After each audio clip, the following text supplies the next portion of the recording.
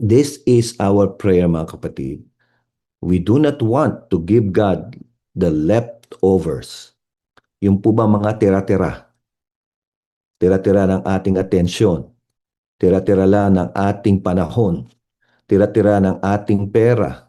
Tira-tira ng ating mga effort. Right? No, I pray mga kapatid na we will learn from Malachi chapter 1.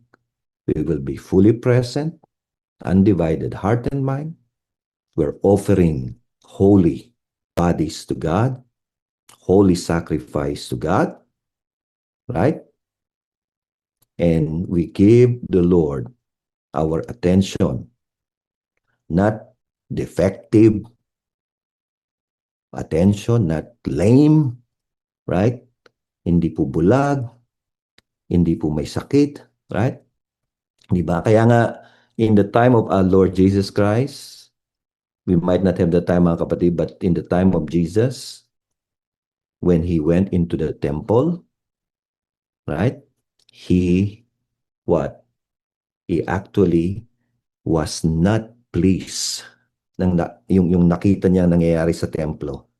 Was a very busy, very active. You thought Jesus will be impressed. Nung nakita po ng Diyos ang puso ng mga tao sa templo na nagbebenta ng mga nagpapalit ng mga pera, pero talagang allow naman yon. Ang problema, they raise the profit so high.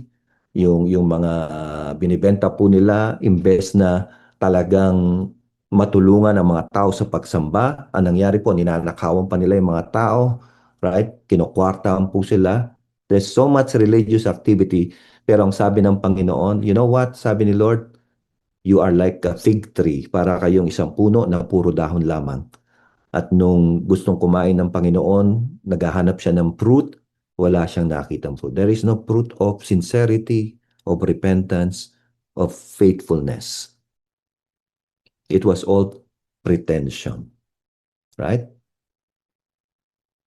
The tree did not look barren. Parang green, maraming dahon, mga kapatid. It looked full.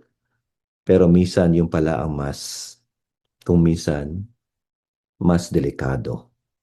Right? Kasi yung pong ating kawalan ng reverent o ng pagsamba sa Panginoon ay natatago ng mga business natin sa buhay. Natatago ng mga panlabas lamang. Pero pag nakita ni Lord talaga yung loob natin, yung inner natin, sasabihin ng Panginoon, it is dead. It's empty.